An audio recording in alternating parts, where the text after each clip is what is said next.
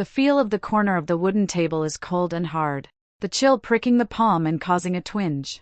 I open my eyes, and in my line of sight is the classroom's swaying ceiling fan and, in the top right corner of the blackboard written in red chalk, "Countdown to Gaokao." One day.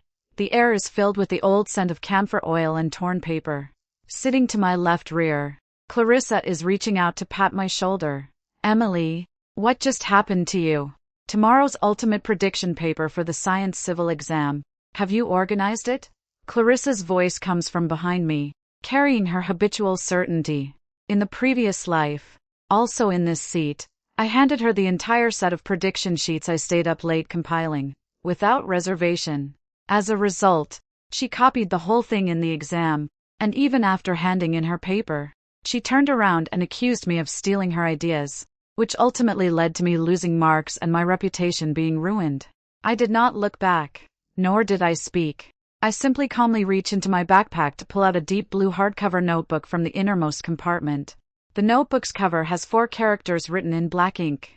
"Top secret prediction." Clarissa's eyes immediately brightened, her body leaning forward sharply, her arm almost touching the edge of my desk. In front of her, I flipped the notebook open. Inside, red and black ink densely fill pages with complex physics formulas, chemical derivations, and genetic maps. Each problem-solving step is extremely detailed. Even the final, climactic problem's derivation logic appears flawless and without fault. But only I know that all the key derivation steps in this notebook have been embedded with hidden and deadly logical flaws. On the surface, it looks like a perfect, flawless answer. But if you follow this logic to its conclusion, the final result would be a complete fallacy. Clarissa's breathing clearly quickens. Her eyes are tightly fixed on the notebook's pages, the corners of her mouth twitching unconsciously. I close the notebook with a sharp snap. Then I pull out a locked metal box from the drawer and, in front of Clarissa, place the deep blue notebook inside, the lock clicking with a clack. I casually place the key beside the pencil cup at the top right of the desk, the keyring catching the sunlight with a faint gleam. "Emily, what are you doing? We're all sisters here. Just lend me the notes to review. What's the big deal?" Clarissa's voice rises a few notches, carrying a hint of impatience. I still ignore her, continuing to pull a black gel pen from the pen bag for myself. The pen's tip end has been infused with a small amount of a special fluorescent marker. This marker is colorless and odorless, and once it touches the skin or paper, it leaves an indelible fluorescent trace under specific wavelengths, and can last for months. I hold the pen, scribble a few lines on scrap paper, then turn and place the pen at Clarissa's desk corner. "Use this pen. In tomorrow's exam, I hope you perform well." My voice carries no fluctuation. Clarissa is stunned for a moment, looking at the pen, then at the key on my desk, a trace of doubt flashing in her eyes, but it is quickly replaced by greed. She quickly reaches out with her right hand, grabs the pen, and clasps it tightly in her hand. The bell for class is over. Students in the classroom begin to stand and leave in succession. I stand up, strap on my backpack, and head straight out of the classroom, without once looking back at Clarissa, nor taking the key on the desk. The corridor windows reflect the dazzling sunlight. I walk down the stairs and through the bustling crowd. 3 minutes later, I stop at the corner by the school gate, looking toward the classroom through the reflective glass. Only Clarissa remains in the classroom. She hurries toward my desk, grabs the key beside the pencil holder, and inserts it into the lock of the metal box. The drawer is pulled open, and she snatches the deep blue notebook, stuffing it tightly into her own bag. Sunlight pours onto the petrified pavement at the school gate, steaming with scorching heat.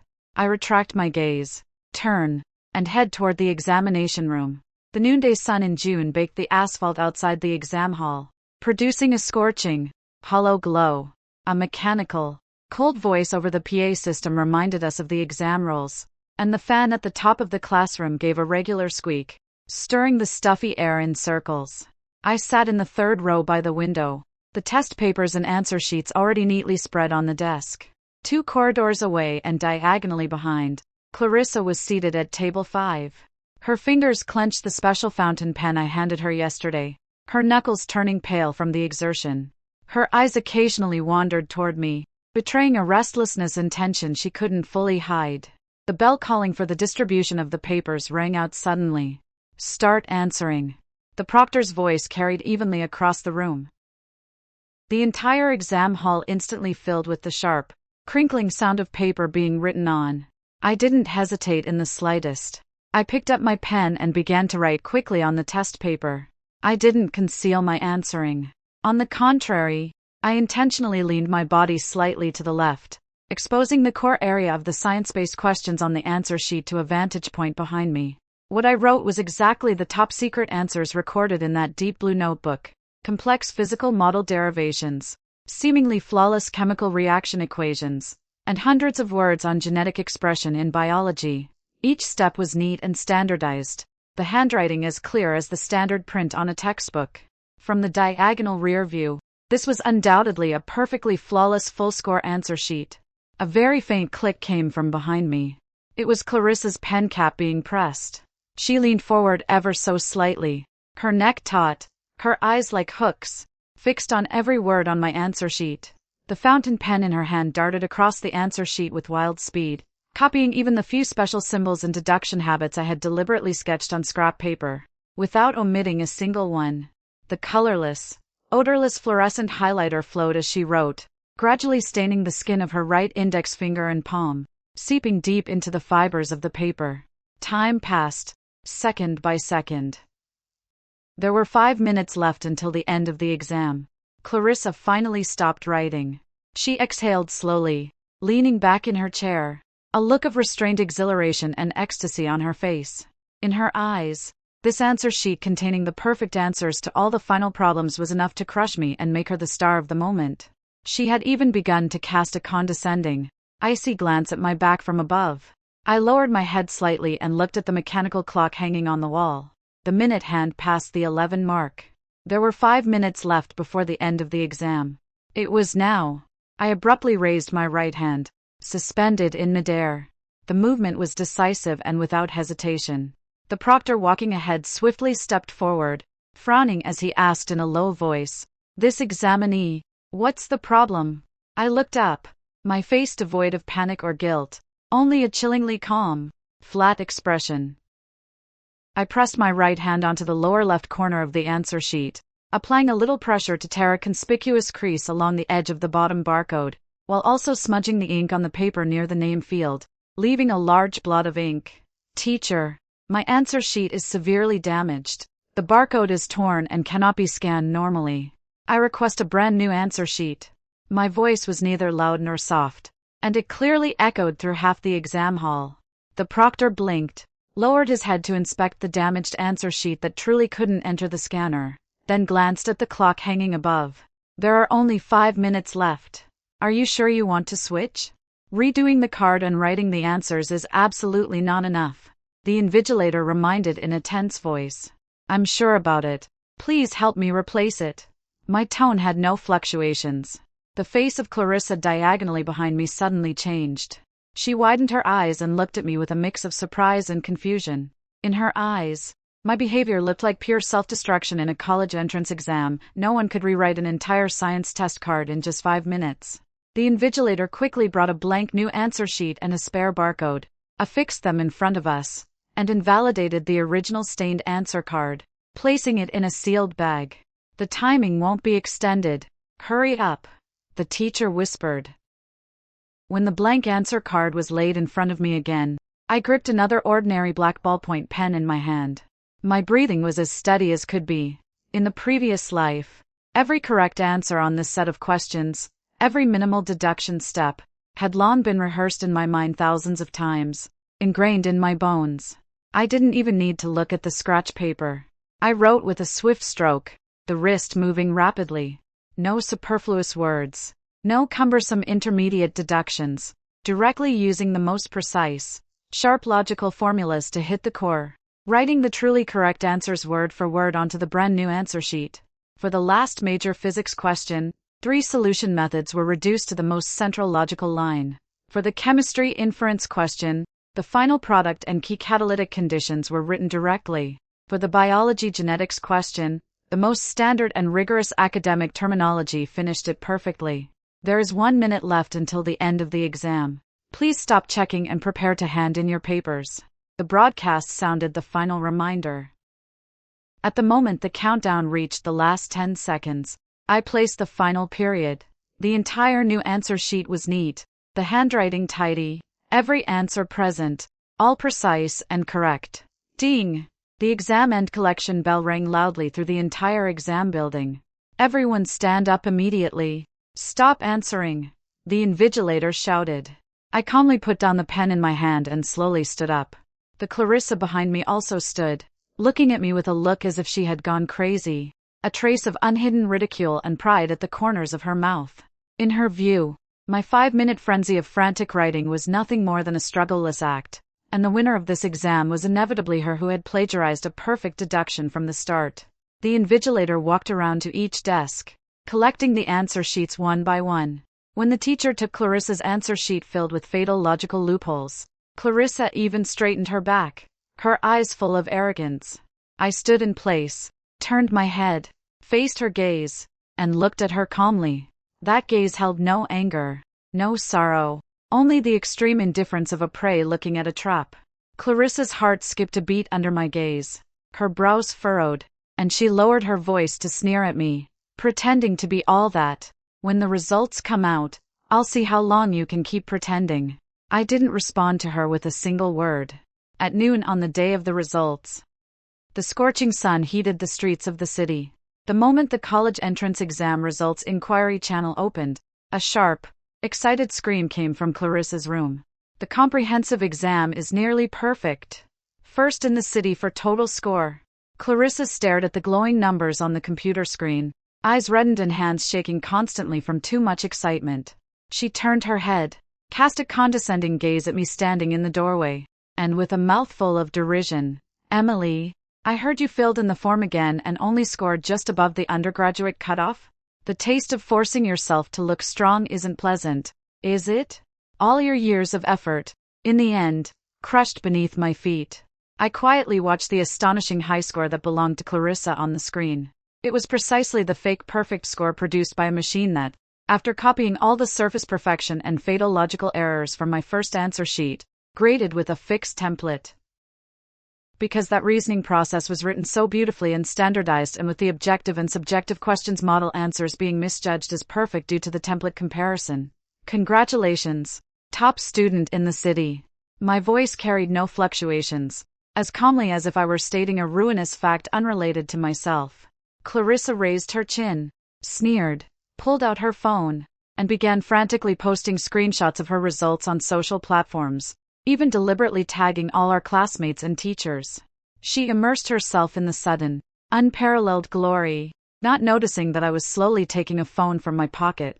I did not argue, did not quarrel, and did not clarify any facts. I opened the contact interfaces of the local largest media platforms and citywide information hotlines, packaged Clarissa's college entrance exam results screenshot, her name, and her flamboyant social posts, and sent them. I even paid out of pocket for multiple high-cost local hot search push services. But in just half an hour, the topic of local grassroots overturns college entrance exam champion was propelled by me to the top 3 of the local hot search list. Countless reporters and online media began flocking to contact Clarissa, requesting exclusive interviews. Facing the sudden massive attention, Clarissa completely lost her sanity. She accepted all interview invitations without reservation. In front of the cameras, she wore an expensive dress, had meticulous makeup, held her head high, and gushed to the reporters about her solution insights. Especially the last few cheering questions in the comprehensive section. Those are the exclusive logics I deduced after countless days and nights on my own. No one can imitate them. Watching her live on screen, gesturing wildly and shamelessly claiming those fatal logical flaws as her own, I sat in the dark corner of the study, lightly tapping the desk. The higher you climb, the harder you fall. She personally signed her name on those plagiarized wrong answers before a national audience, and nailed herself to the charge of this massive scandal. The next afternoon, the city's most renowned commercial brand came to the door, offering a 7-figure endorsement contract, inviting this genius top student as the image ambassador, and prepaid several million in business cooperation funds. Clarissa did not hesitate to sign her name on the contract and immediately squandered the advance, purchasing a large amount of luxury goods and luxury cars. And behind all this splendor and revelry, I opened my computer and packaged an encrypted file containing screenshots of Clarissa peeking at plagiarism in the exam room, the photo of the highlighter fluorescent pen she held, and the high-definition scans of the deep blue notebook filled with fatal logical holes. On the 7th day after the release of the results, the city's air was torn apart by the scorching sun, like a steamer. Clarissa's top exam scorer hype continued to ferment across the internet, with the threshold almost trodden underfoot by national media outlets and corporate sponsors alike. Her personal social accounts exploded with followers by 1 million overnight, and every day she spoke at length on camera about her exclusive high-score secret. It wasn't until that afternoon that a formal letter from the admissions office and academic supervisory committee of a top domestic university, Imperial College London, shattered the revelry. In view of examinee Clarissa's demonstration in the Science and Engineering comprehensive section of the Gaokao that reveals an originality in problem-solving logic far beyond the current high school curriculum, the academic committee has decided to initiate the top talent reassessment procedure. Candidates are requested to attend an offline public retake assessment at the Provincial Education Examination Institute this Friday at 9 a.m. Once this letter appeared, the whole network boiled again. Supporters and self-media outlets for Clarissa cheered online, claiming this was the supreme recognition from a top school for a genius girl, with some even predicting that Clarissa would make a name for herself in the retake and be directly taken as a personal disciple by lifelong professors at the prestigious school. In the room, Clarissa held that exquisite letter, her face full of uncontrollable elation and pride. "See that, Emily?" Clarissa slammed the letter onto the table, raised her chin, and looked at me with a gaze that was almost condescendingly disdainful. "Top-tier universities opened a separate retake just for me. This is the insurmountable gap between you and me. Your laughable grades aren't even worthy of me tying my shoes."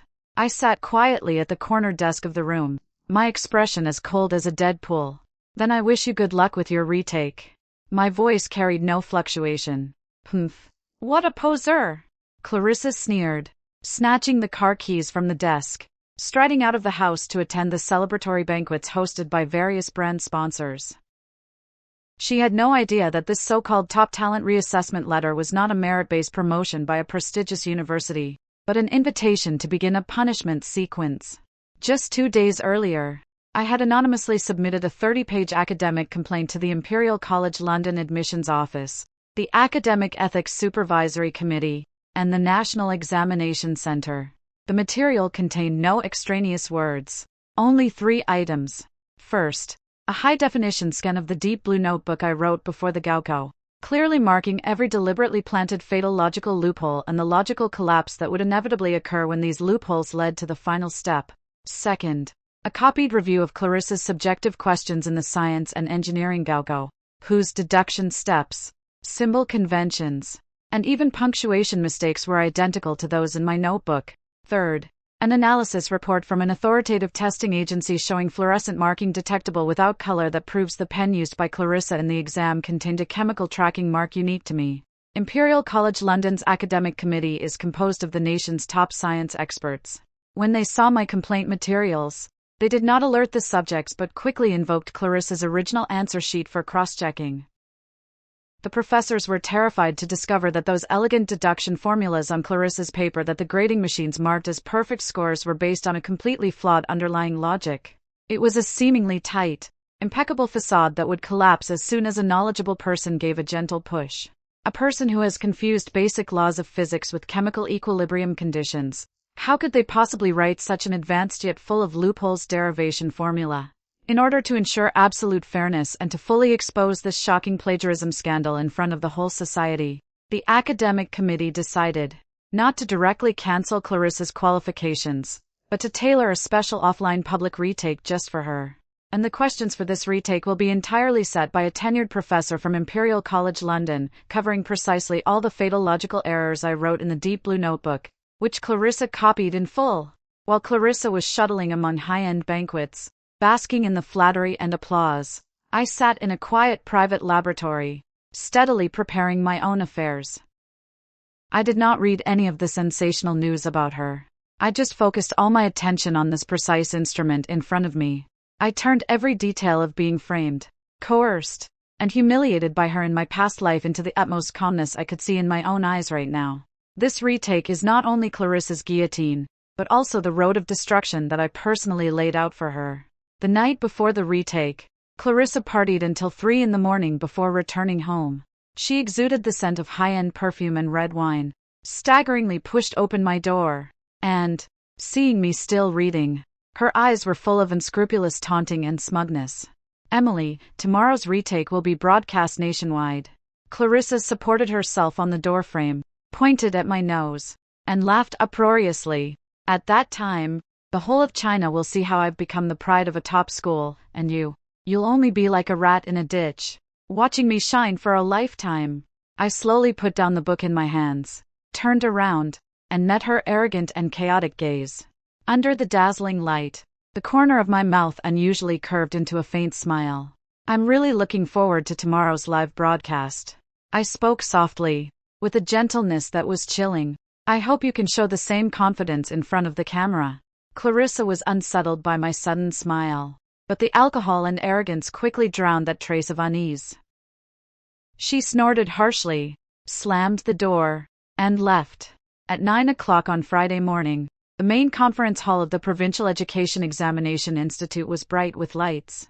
Dozens of top professional cameras were lined up, all pointing at the broad central exam table. This top talent recheck, jointly initiated by Imperial College London and the Ministry of Education, was broadcast in high-definition synchronized live across national mainstream media platforms with no dead angles. The online viewership exceeded 10 million the moment the broadcast began, and the barrage of comments densely covered almost the entire screen. The whole network was waiting for this grassroots genius girl to create another miracle.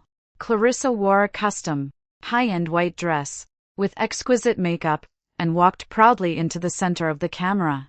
A composed pride hung on her face as she waved to the camera, treating this place as her personal coronation ceremony. On the examiner's podium sat 3 lifelong professors from Imperial College London, each a national leader in the fields of science.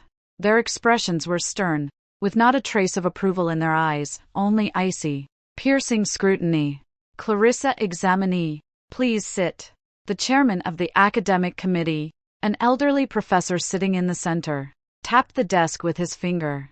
"This re-examination includes one core comprehensive problem, devised by the 3 of us. The problem is printed in front of you, with a 30-minute time limit. You must write out the complete derivation on the blackboard and give an oral defense to the national audience." Clarissa calmly sat down, picked up the examination paper before her. However, when her eyes fell on the line of bold-faced text, the smile on her face froze in an instant. The problem was the deformed version of the final 40-point question from the high school national college entrance exam, arguably the ultimate reconstruction of that problem. The core parameters and logical assumptions in the question were entirely built on the set of perfect logic she had written in her exam paper.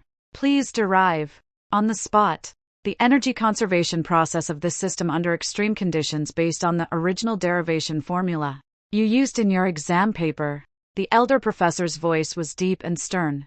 Clarissa's hand holding the whiteboard marker began to tremble slightly. She stared at the problem, and her mind went blank. She didn't understand energy conservation, and she didn't understand calculus derivations. Every step she had written on her college entrance exam was merely copied verbatim from my notebook. She thought the re-examination was just a formality, that the professors would praise her genius like those ignorant media reporters. But she did not expect the examiners to strike at her most fatal weakness with a surgical knife. Time ticked away, second by second. Not a single word remained on the blackboard.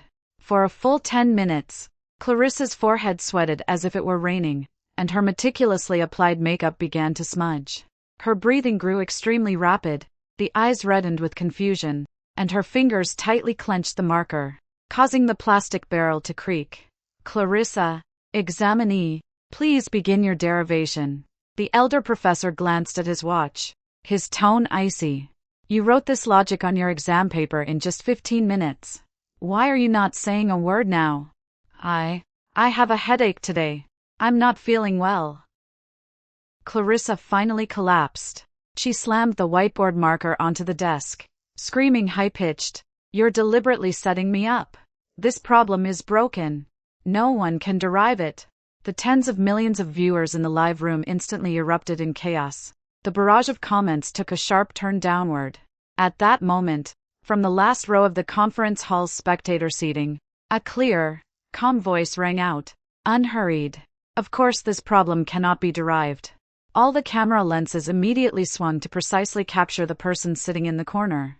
I, wearing a simple white shirt, slowly stood up, my gaze level with the crazed Clarissa on stage and the three examiners.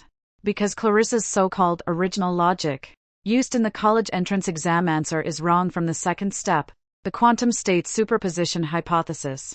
I stepped toward the stage, my voice clear and powerful, echoing through the entire hall. That is an artificially implanted fatal logical trap. If you follow this error to its conclusion, energy would not be conserved but would spontaneously generate infinite energy. That's against the basic laws of physics. You nonsense. Who are you? Some bum who didn't get in to criticize me. Clarissa completely lost her mind, pointed at my nose and yelled, her face contorted like a malevolent ghost. You're just jealous of me. What are you? Anyway. The old professor slammed the table and rose. Silence. Let this student continue. I walked to the blackboard, picked up the whiteboard marker that Clarissa had discarded, and turned to face the nationwide live broadcast lenses. No hesitation, no delay. Swish, swish, swish, the whiteboard marker moved rapidly across the board, producing a crisp scratching sound. If we follow the correct second law of thermodynamics and tensor derivation, the standard solution to the original problem should be like this.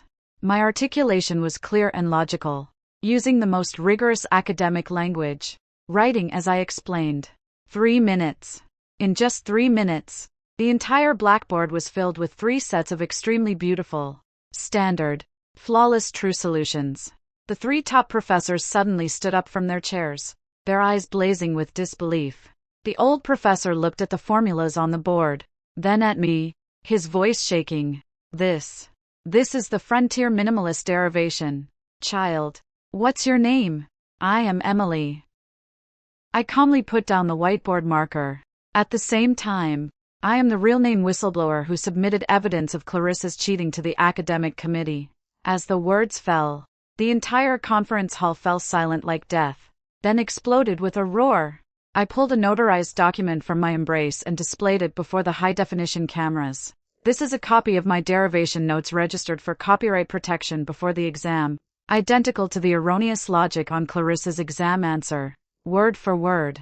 At the same time, I also asked the police to compare the fluorescent labeling components of the pen Clarissa used during the exam.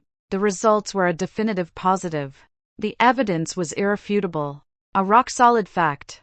Clarissa looked at the correct answers on the board, then at the copyright document in my hand that shattered all her fantasies. Her legs giving way, she collapsed heavily to the floor with a thud. And no, it isn't like this. I am the top scorer. I am a genius. Her eyes stared blankly as she lay on the ground, nervously scratching at the floor, muttering incoherently. The old professor scanned the repulsive Clarissa on the floor with contempt, then slammed down the gavel. On behalf of the Imperial College University Academic Committee, I officially declare Clarissa's comprehensive science exam score cancelled, all admission qualifications withdrawn, and lifelong ban from applying to this university. For Emily's outstanding academic abilities, the university will reserve the privilege of direct admission. In the live room, tens of millions of messages poured in like a tidal wave, all turning into insults and condemnation of Clarissa. From the aloof grassroots top scholar to the online everyone's target of eradication as the cheating clown. It took only 30 minutes. Within 48 hours after the post-exam livestream ended, the online storm evolved into a planet-destroying tsunami. Clarissa's plagiarism scandal topped the hot search lists on major social platforms, with sensational headlines flying everywhere. Once adoring self-media accounts and fans turned against her, and a wave of slander and ridicule crashed down on her like a storm.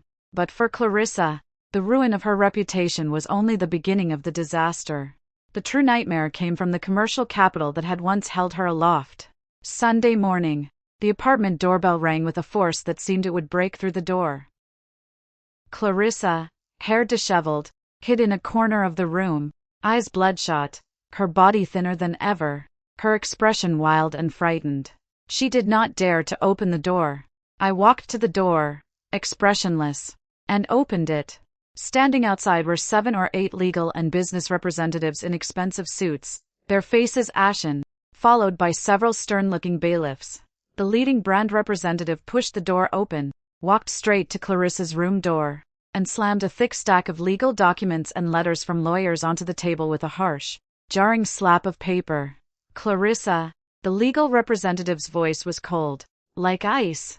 "According to Article 17 of the image endorsement contract you signed with our company and 4 other sponsors during the contract period, if the signatory commits serious moral flaw, illegal cheating, or severely damages the brand image, the brand party has the right to unilaterally terminate the contract, demand full refund of the paid endorsement fees, and compensate with a triple penalty for breach of contract." Clarissa shrank back into the chair, trembling, lips pale. I have no money. I didn't mean for this to happen." "No money?" Another corporate representative sneered, pointing at the mountain of luxury bags, high-end fashion, and car keys parked downstairs in the living room. "You've squandered the 4 million yuan of endorsement fees we prepaid without decreasing it. Now the scandal is exposed, causing our brand stock to plummet and losses amounting to tens of millions. A preliminary injunction has been issued." A bailiff stepped forward, presenting red-stamped legal documents. "Because you are suspected of major commercial contract fraud and serious breach, all your bank accounts, real estate, and the luxury assets purchased above have been frozen and seized by the court 5 minutes ago." The words exploded in the room like thunder. Clarissa suddenly looked up, screamed, "Cannot freeze. That's my money. I'm a top student in the college entrance examination. I'm a genius. You vampires get out of my sight." She charged forward, tearing at the legal staff's clothes as if driven mad, but the bailiffs ruthlessly pinned her to the floor, her hands tightly shackled in icy handcuffs. After precise calculations, the total amount of damages and breach of contract liabilities claimed by 5 brand owners and cooperating institutions amounts to 27.65 million yuan. The legal representative looked down at Clarissa's gray face, his voice devoid of any warmth. "You are required to raise funds within 7 days to settle the debt. Otherwise, we will formally file criminal charges, pursuing contract fraud as a criminal offense, with a sentence of 10 years or more." 27.65 million. This astronomical figure loomed like an insurmountable mountain, crushing the last glimmer of Clarissa's luck. The seizure officers quickly moved in, sealing the luxury goods in the room, and the expensive bespoke dress Clarissa wore was appraised and logged as collateral. The once untouchable genius top student had suddenly become a debtor tens of millions in debt, facing prison at any moment. After the seizure officers left, the once lavish living room lay in ruins, strewn with chaos and wreckage. Clarissa collapsed on the cold floor, hugging her hair with both hands, giving out a beast-like low howl and whimper. Her caution, her arrogant ignorance, were crushed beneath the iron fists of capital and the law. She suddenly looked up, with an extremely venomous and crazy gaze at me standing to the side. "It's you who are hurting me. All you. Emily." Clarissa struggled to crawl toward me, her eyes scattered and feral. "You deliberately left that notebook for me. You deliberately tore up the answer sheet. You pushed me into this hell." I looked down at her from above, my gaze calm as water. Not a hint of fluctuation. "The road you chose yourself. The pen you took yourself." I slowly crouched down, leaned to her ear, and spoke in a voice that only the two of us could hear. "Clarissa, with a debt of 27,650,000, how will you repay it?" Clarissa gasped, her breath stalling, her pupils dilating violently.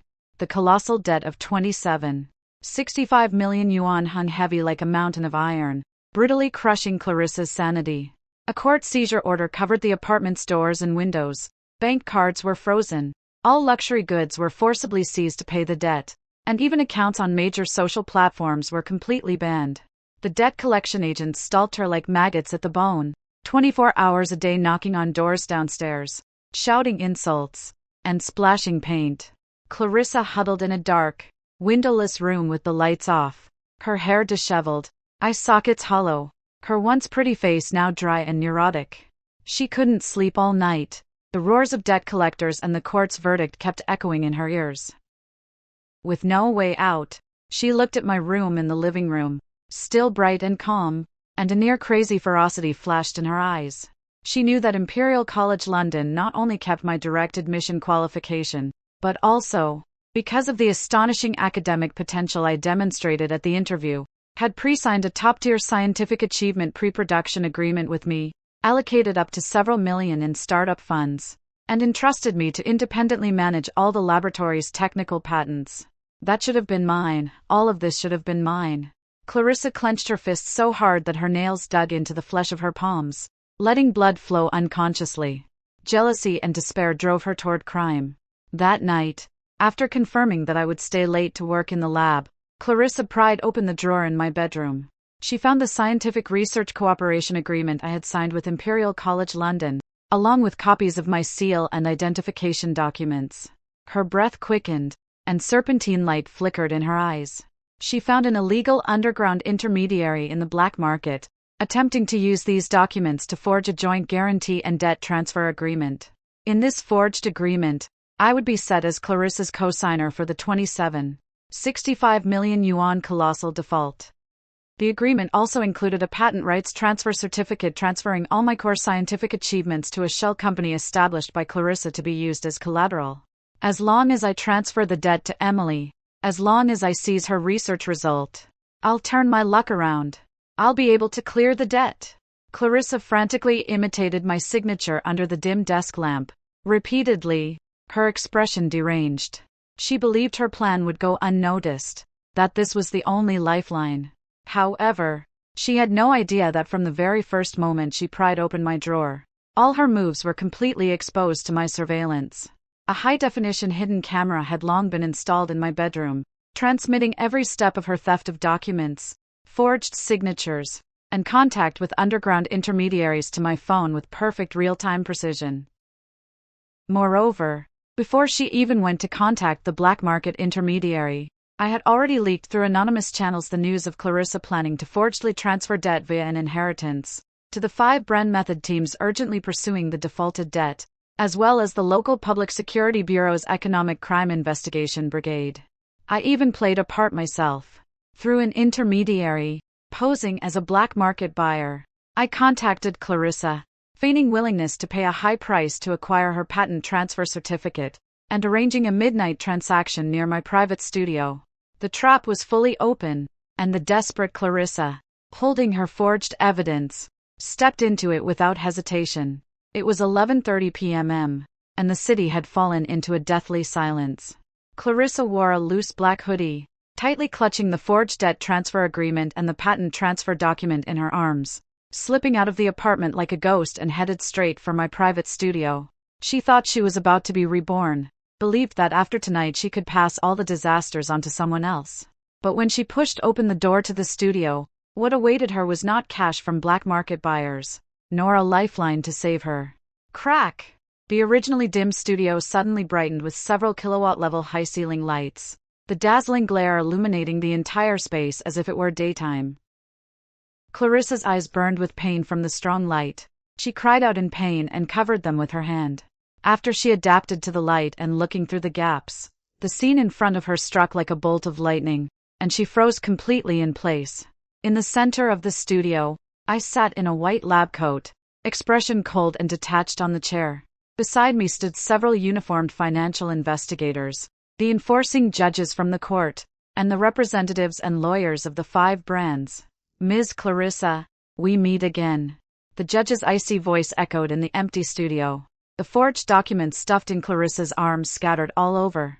A police officer stepped forward, picked up the documents on the ground, glanced at the forged signatures, then pulled up the real-time surveillance footage I had submitted for comparison, then turned to face the ashen-faced Clarissa. Clarissa, you are suspected of illegally forging someone else's signature, stealing trade secrets, and forging documents from a state agency and financial institutions to attempt to transfer a huge debt. The facts of the crime are solid. The police officer produced cold handcuffs and stepped toward her. Please come with us. No, it isn't like that. This is fake. Emily framed me. Clarissa completely lost control, howling like a mad beast as she retreated, flailing her arms and knocking over the nearby shelves. However, in the face of an ironclad chain of evidence, any resistance was futile. The police rushed forward swiftly, pinning the furious Clarissa to the ground with a heavy force, handcuffing her wrists behind her back. Clarissa's face pressed against the icy floor, her eyes wide open, the corners weeping with despairing blood tears. The police, considering Clarissa's extremely unstable emotional state and the fact that the case involves major economic crimes and multiple creditors' documentation, after completing the initial records, lawfully imposed temporary measures of bail supervision on her, seized her identification documents, and dispatched officers for 24-hour strict surveillance. However, bail supervision did not become Clarissa's haven. It turned into the final cliff that crushed her. With the last lifeline of a forged agreement gone, facing a huge debt of $27,650,000, impending public prosecution, and a long sentence, Clarissa's mental defenses collapsed completely.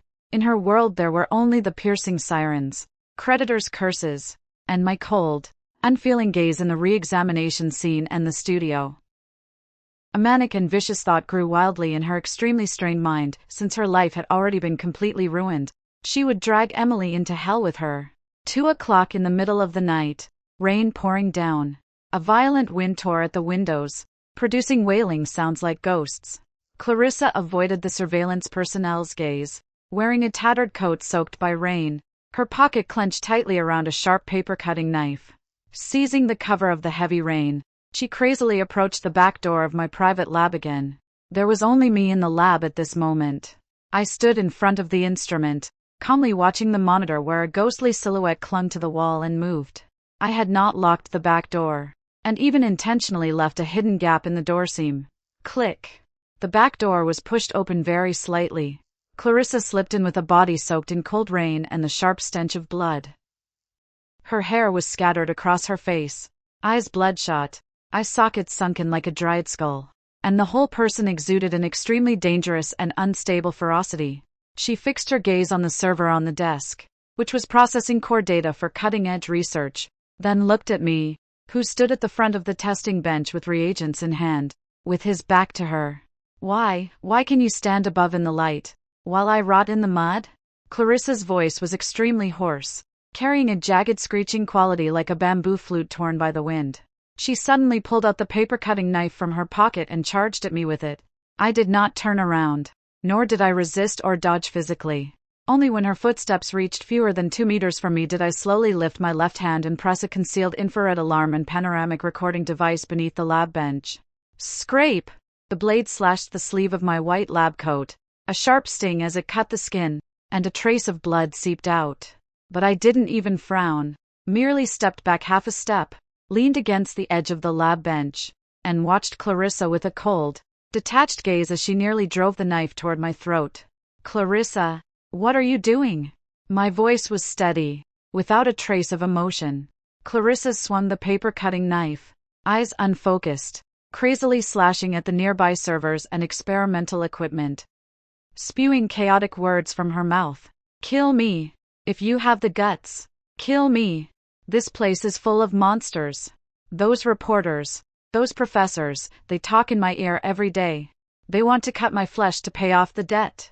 While she crazily destroyed the instruments, she grabbed her head and screamed, her eyes bursting with extreme fear and delusion.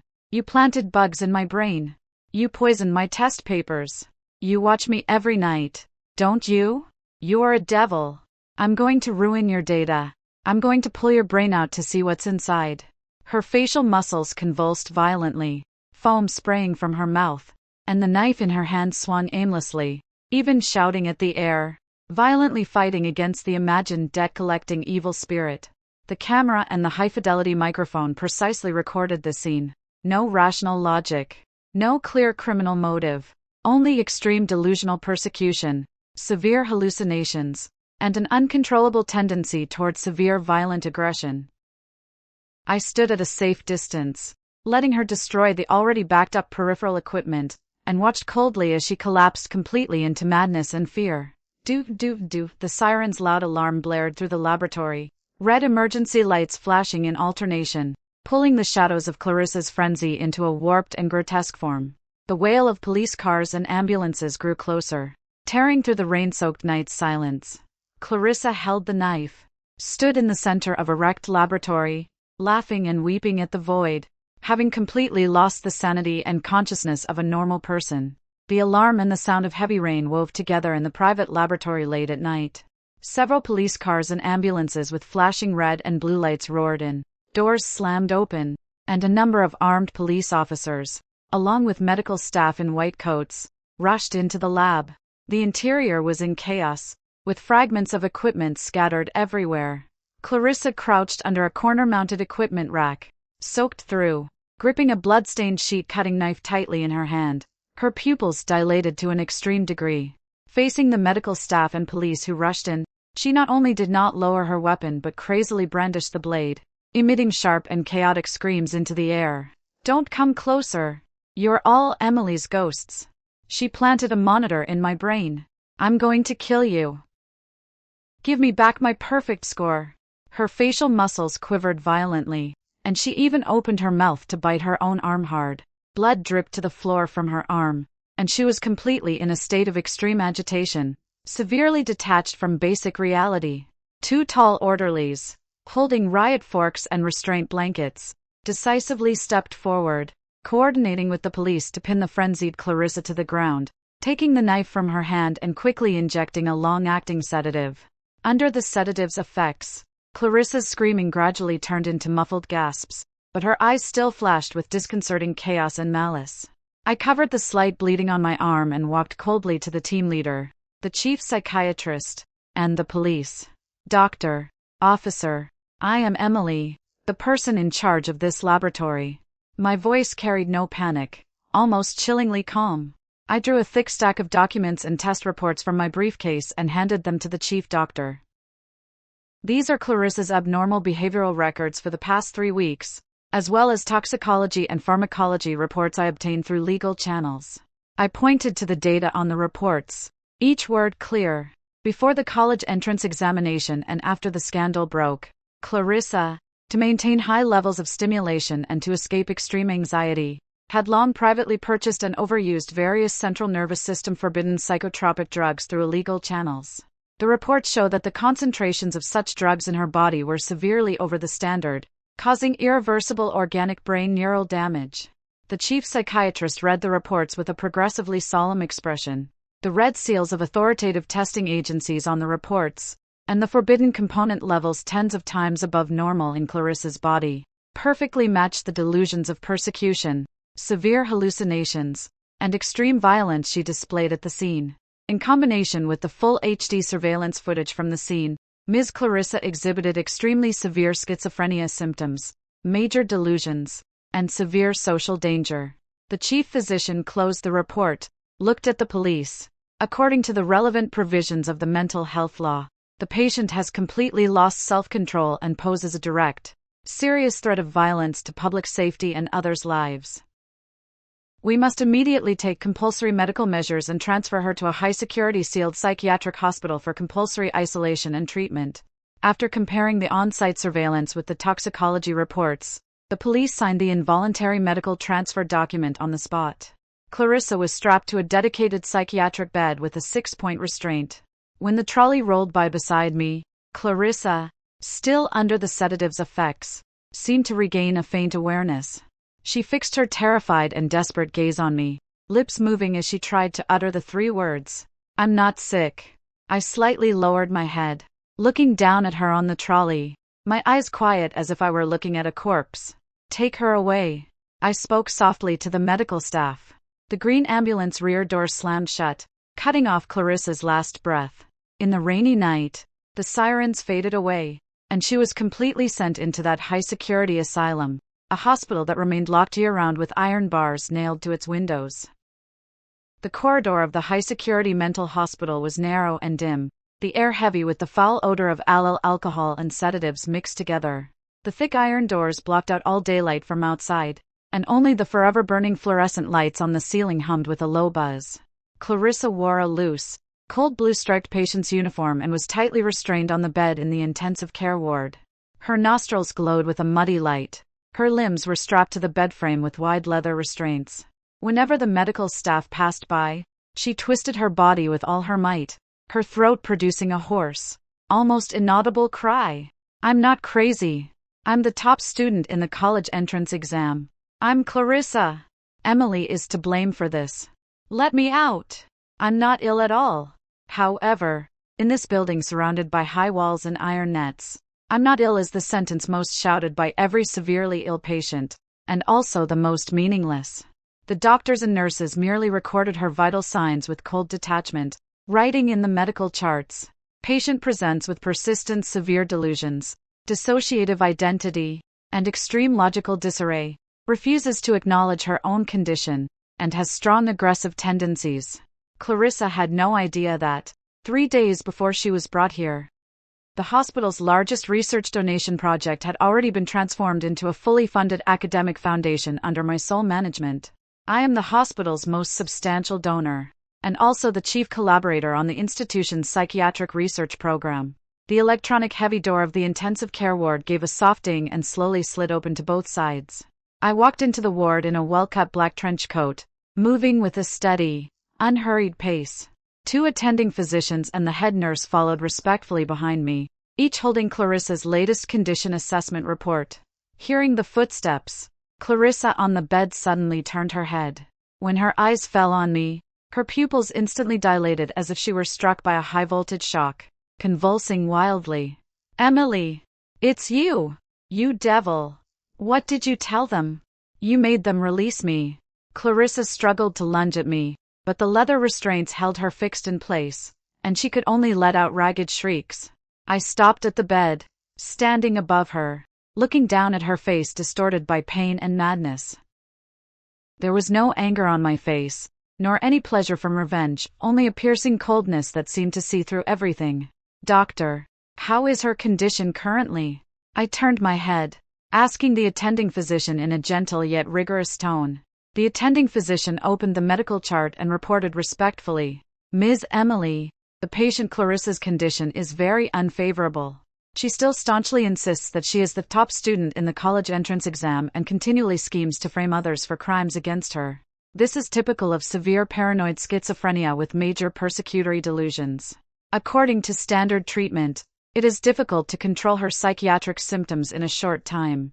"I see." I let out a sigh, with a tone laced with meticulous care and grief. I extended my gloved hand and gently straightened the collar of Clarissa's uniform that had creased. Clarissa recoiled as if electrocuted, fear in her eyes more intense than ever. She finally understood the conversation between me and the doctors in this place. The more she stressed her lucidity, the more likely she would be deemed as deteriorating, and I, as her only direct guardian and sponsor, was her sole lifeline. As her only direct guardian, I cannot watch her fall into the torment of mental illness like this. I raised my head, gazing at the attending physician with an incredibly sincere look. "For her safety, and for the safety of society, I request the hospital adopt the strongest possible treatment plan, including daily physical electroshock therapy 3 times a day, and a combined intervention with the highest doses of sedatives and antipsychotic drugs." The attending physician paused briefly, hesitating. "The highest dose combined intervention and electroshock therapy may cause irreversible permanent dulling and damage to the patient's memory and higher-order thinking." "It's fine." My voice drifted lightly, echoing through the empty ward. "As long as she becomes calm. As long as her delusions are cured. Every cost is worth it. All expenses will be fully covered by my foundation." On the bed, Clarissa heard every word clearly. Electroshock. Highest dose drugs. Permanent cognitive damage. This meant that she would be in this endless hell, being slowly destroyed brain neurons by drugs and electric shocks, becoming a waste who cannot think, who cannot even remember her own name. "No! Emily, I beg you. I was wrong. I shouldn't have copied your answers. I shouldn't have forged your signature. I know I'm wrong. I'm not sick. I really am not sick." Clarissa let out a heart-wrenching scream of despair, tears and snot spurting as she wildly bowed her head to beg me. I slowly bent down, leaning to her ear, speaking in an ultra-low voice that only the two of us could hear. With a smile, the last sentence, Clarissa, you always take away what belongs to me. Now, this hospital room, this identity, is exactly what I'm delivering to you, the lifelong verdict without a single word changed. I stood up straight, turned around, and did not look at her again, walking directly out of the ward. Doctor, commence the new treatment plan immediately. Very well, Ms. Emily. The electronic doors to the intensive care unit slowly closed behind me. Behind the thick soundproof glass and steel plates, Clarissa's piercingly desperate plea for help and the subsequent hum of the treatment equipment were completely sealed away in the dark abyss. 2 years later, at the Capital National International Convention and Exhibition Center, the 14th Global Summit on Frontiers of Top Physics and Computing Science is grandly held here. Top scholars, academicians, and authoritative media from around the world gather in one place. Spotlights glow like a sea of stars, illuminating the wide podium with brilliant clarity. I stand at the center of the podium in a sharply tailored deep black suit, composed and confident. On the enormous seamless LCD screen behind me, the core algorithm model of the independent laboratory I personally established is being displayed in real time. The breakthrough completely conquers the quantum computing error correction challenge that has troubled the academic world for decades, and is rated by authoritative academic journals as one of the most transformative scientific breakthroughs of this century. In summary, the underlying logic of this algorithm has completed a full-chain closed-loop validation, and starting today the basic open-source code will be freely available to global research institutions. My voice is clear and calm, transmitted through the simultaneous interpretation system to every corner of the grand hall. As the words fall, the whole venue falls silent for a second, then erupts in thunderous applause. Many esteemed academicians and industry magnates rise to applaud, eyes filled with unmistakable admiration and astonishment. After the press conference ends, I decline all commercial invitations from high-paying corporations and top institutions, and directly walk into the backstage VIP lounge. My assistant respectfully hands over the latest asset and foundation operations report. Miss Emily, as instructed, all bankruptcy mortgage assets under Clarissa have been auctioned by the liquidation team. After deducting legal costs, the remaining funds have been fully injected into your establishment, the Youth Scientific Research Ethics and Integrity Fund, to support academic victims and technological research. Additionally, the assistant hesitates briefly, his voice dropping. The latest routine report from the psychiatric hospital arrived this morning. I take the document, casually flip to the last page. The report includes a black and white surveillance photo. In the photo, Clarissa sits slumped in a wheelchair beneath a high-walled courtyard, wearing an oversized blue hospital gown. Under long-term high-dose medication and electroconvulsive therapy, her eyes are vacuous and lifeless. The corners of her mouth slightly open, the once sharp and greedy gaze has vanished. She grips a tattered plastic water pen tightly in her hand, scratching meaningless horizontal lines on the cement floor in erratic, aimless strokes. The doctor's final assessment notes: the patient's high-level neural thinking activity has been completely dulled. Basic language communication and logical thinking abilities are lost. Memory severely deteriorated. Irreversible. Full-time care at level 1. Confined. She had once fought with all her might to cheat and snatch away my life. But in the end she not only became the most ridiculed joke of the entire internet but also sentenced the rest of her life to the iron cage of that sunless chamber. I close the report and casually toss it into the nearby shredder. The shredder's gears emit a deep whir, turning that photo and the name Clarissa into irretrievable dust. I push open the lounge door and step into the sunlit corridor. Outside, the sky is blue. A gentle breeze rustles the tall red maple leaves with a soft rustle. The gloom and bloodiness that once pressed on my head have completely dissipated. Past betrayals and hatred have fallen to dust before absolute power. I straighten my collar, lift my head, and with an extremely determined and calm pace, face the blinding, blazing light, walking alone toward my infinite peak.